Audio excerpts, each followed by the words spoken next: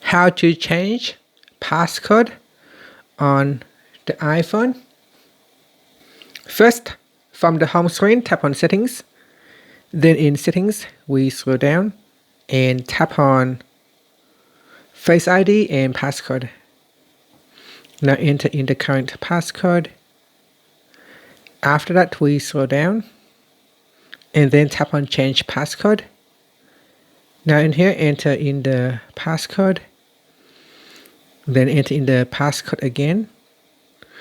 And then just tap on Use Anyway if you enter in simple password. And say verify my passcode. So I need to verify it.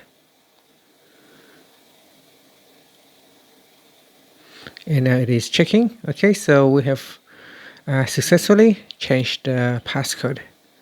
And that's it. Finally, you can go back to the home screen. Thank you for watching this video. If you find it helpful, please like and subscribe to my channel for more videos.